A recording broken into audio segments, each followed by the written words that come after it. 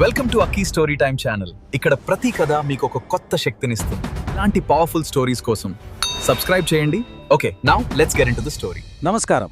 చరిత్ర ఎప్పుడు గెలిచిన వాళ్లే రాసుకుంటారని అంటారు కదా, కానీ ఒక్కోసారి తమ ఘోరమైన పరాజయాన్ని దాచుకోవడానికి అల్లుకున్న అబద్ధాల పుట్ట కూడా కావచ్చు. ఈరోజు మన విశ్లేషణలో ప్రపంచాన్నే జయించాడని మనం చిన్నప్పటి నుంచి చదువుకున్న అలెగ్జాండర్ ద గ్రేట్, అలాగే మన భారతీయ వీరుడు పురుషోత్తముడు, అదేనండి మన కింగ్ పోరస్, వీళ్ళిద్దరి మధ్య జరిగిన ఆ చారిత్రక యుద్ధం వెనుక దాగి ఉన్న అసలు మిస్త్రీని డీకోడ్ చేద్దాం. ఇది ఖచ్చితంగా మీ ఆలోచనలను మార్చే ఒక అద్భుతమైన జర్నీ కాబోతోంది. ఓకే, అసలు కథలోకి డీప్గా వెళ్దాం.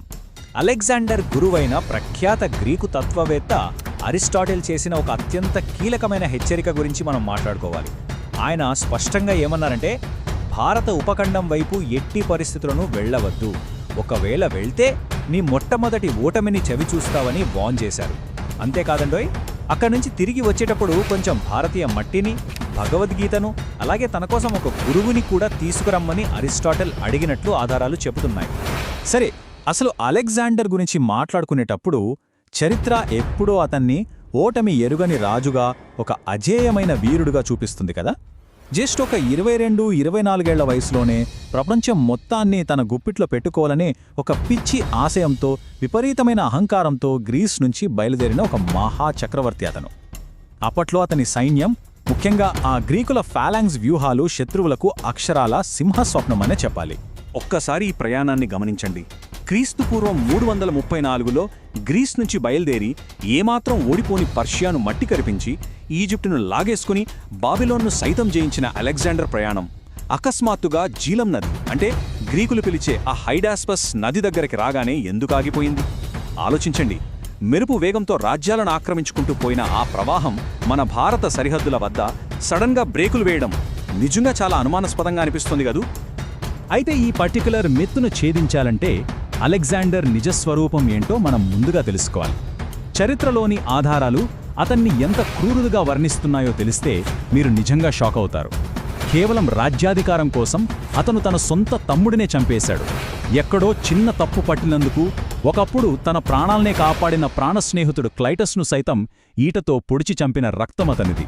తాను జయించిన రాజ్యాల ప్రజల పట్ల, కనీసం పసిపిల్లల పట్ల కూడా ఏమాత్రం దయ చూపించని అత్యంత క్రూరుడు. ఈ పాయింట్ చాలా అంటే చాలా కీలకమండి. ఎందుకంటే ఇది ముందు ముందు మన కథలో ఎలా ముడిపడుతుందో మీరే చూస్తారు. ఇప్పుడు మన భారత సరిహద్దుల్లో అలెగ్జాండర్కి ఎదురైన ఇద్దరు రాజుల మధ్య ఉన్న తేడాను చూద్దాం. అలెగ్జాండర్ అడుగుపెట్టగానే మొదట తక్షశిల రాజు అంబిని కలిశాడు. ఈ అంబి ఏమో అలెగ్జాండర్ పరాక్రమం గురించి విని భయంతో ముందే వణికిపోయి లొంగిపోయాడు.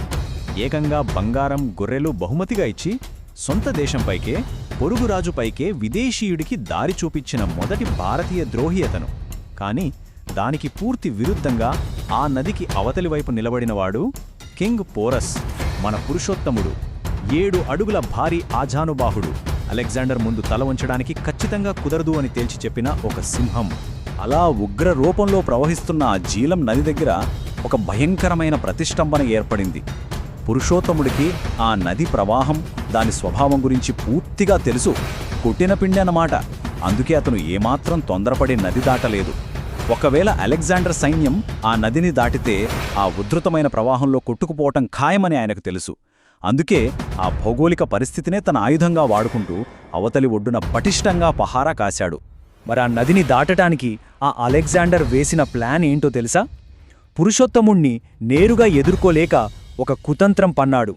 అతన్ని తప్పుదోవ పట్టించడానికి ఆ ప్రధాన శిబిరం దగ్గర రోజూ ఏదో ఒక హడావిడి చేస్తూ, ఒక భారీ వర్షం పడుతున్న చీకటి రాత్రివేళ సైన్యాన్ని చాలా రహస్యంగా 27 కిలోమీటర్ల దూరం తీసుకువెళ్లాడు.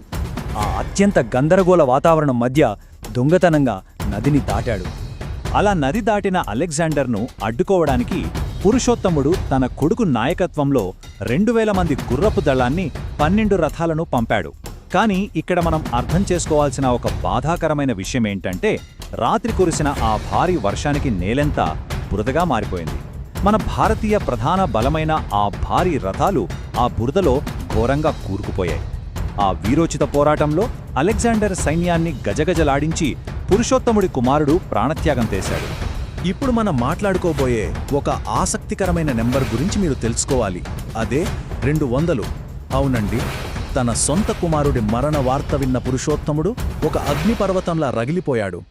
మెయిన్ బ్యాటిల్ కోసం రంగంలోకి దించిన అత్యంత భారీ శిక్షణ పొందిన యుద్ధ ఏనుగుల సంఖ్య ఇది.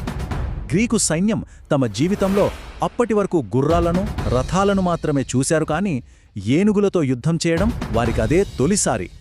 ఇక ఆ ఏనుగులు గ్రీకు సైన్యంపై సృష్టించిన బీభత్సం అంతా ఇంతా కాదు. ఆ భారీ ఏనుగులు వేసిన భీకరమైన గాండ్రింపులకు గ్రీకు గుర్రాలు భయంతో వణికిపోయి అక్షరాల పక్షవాతం వచ్చినట్లు ఆగిపోయాయి.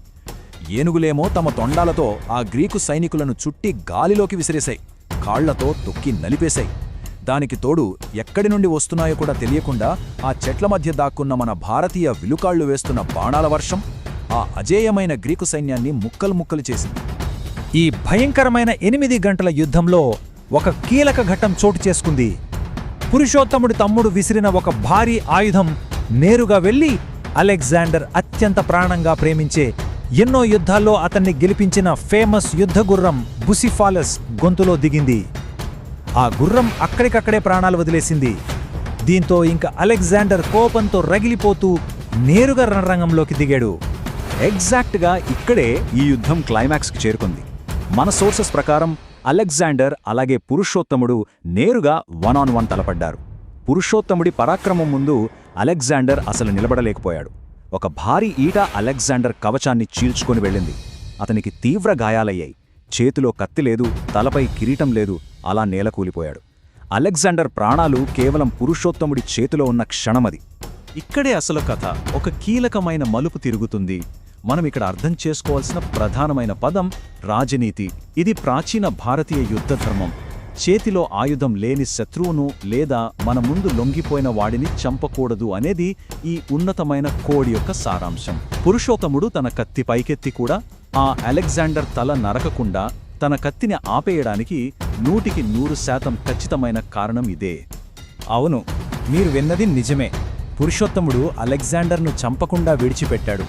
ఇది ఏమాత్రం అతని బలహీనత కాదు, కేవలం తాను నమ్మిన అత్యున్నతమైన రాజనీతికి, మన భారతదేశపు ధర్మానికి కట్టుబడి అతనికి ప్రాణభిక్ష పెట్టాడు.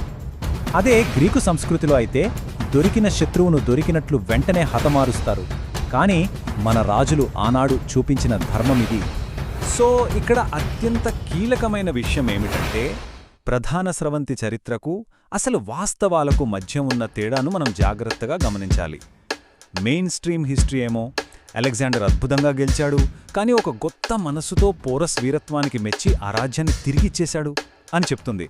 కానీ ఒక్కసారి ఆలోచించండి, ఇది లాజికల్గా ఉందా? ఎక్కడో చిన్న తప్పుకే సొంత స్నేహితుడినే చంపిన అత్యంత క్రూరుడైన అలెగ్జాండర్ సడన్గా అంత దయ ఎందుకు చూపిస్తాడు? అసలు వాస్తవం ఏమిటంటే, అలెగ్జాండర్ ఓడిపోయాడు, ప్రాణభిక్ష పొందాడు. కేవలం తన ప్రాణాలు కాపాడుకోవడం కోసమే ఆ రాజ్యాన్ని తిరిగిచ్చి సంధి చేసుకున్నాడు. ఇక ఆ ఘోర పరాజయం తర్వాత గ్రీకు సైన్యం పరిస్థితి ఎంత దారుణంగా తయారైందంటే, వారు తీవ్రమైన అలసటతో, విపరీతమైన భయంతో తిరుగుబాటు చేశారు. కేవలం ఈ పురుషోత్తముడి చిన్న రాజ్యానికి మనం ఇంత నరకం చూశాం, ఇంకా తూర్పు వైపునున్న అతిపెద్ద మగధ సామ్రాజ్యం వైపు వెళ్తే మన ప్రాణాలు దక్కవా అని వాళ్ళు వణికిపోయారు. అంటే ఒక్క అడుగు కూడా ఇండియాలోకి ముందుకు వేయడానికి వారు ససేమీరా అన్నారు. మరి ప్రపంచ విజేతగా పేరు తెచ్చుకున్న ఈ గ్రీకు చక్రవర్తి కథ చివరకు ఎలా ముగిసిందో తెలుసా? అలెగ్జాండర్ ఆ ఘోరమైన యుద్ధం తర్వాత నిరాశతో ఇండియా నుండి వెనుతిరిగాడు. కనీసం తన సొంత దేశమైన గ్రీస్కి కూడా తిరిగి చేరుకోలేకపోయాడు. మార్గమధ్యంలోనే క్రీస్తుపూర్వం 323లో ప్రస్తుత ఇరాక్ దేశంలోని బాబిలోన్ నగరంలో మరణించాడు. మరి ఘోర పరాజయం అద్భుతమైన విజయం కింద ఎలా మారిపోయిందంటారా? అసలు ఈ గ్రీకుల కవరప్ ఎలా జరిగిందో గమనిస్తే, కాలిస్థినేస్, అరిస్టోబులస్, ఒనేసిక్రీటస్ వంటి గ్రీకు చరిత్రకారులు నిజానికి వాళ్ళు అలెగ్జాండర్ దగ్గర జీతానికి పనిచేసే ఉద్యోగులు మాత్రమే. ఒకవేళ వాళ్లు తమ రాజు ఘోర పరాజయాన్ని నిజాయితీగా రాస్తే ఎక్కడ అలెగ్జాండర్ వాళ్ల తలలు నరికేస్తాడో అన్న ప్రాణభయంతో ఆ వాస్తవాలను మొత్తం తారుమారు చేసి ఒక పచ్చి అబద్ధాన్ని ప్రపంచం ముందు ఉంచారు. ఈ మొత్తం కట్టుకథను అత్యంత లాజికల్గా కొట్టిపారేస్తూ ప్రఖ్యాత Russian military commander marshal Gregory Zhukov చెప్పిన ఒక అద్భుతమైన మాట ఈ అబద్ధాన్ని బట్టబయలు చేస్తోంది.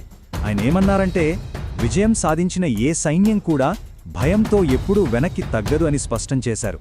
అంతే కదా, ఒక చిన్న రాజ్యంపై గెలిస్తే ఎవరైనా ఉత్సాహంగా ముందుకు వెళ్తారు, కానీ ప్రాణభయంతో వెనక్కి పారిపోరు కదా. ఈ ఒక్క వాక్యం చాలు గ్రీకుల అబద్ధాన్ని పూర్తిగా పటాపంచలు చేయటానికి. అయితే ఇంకొక సందేహం రావచ్చు, మరి ఒకవైపు కథ ఎందుకు ప్రపంచానికి అంతగా తెలియలేదు అని.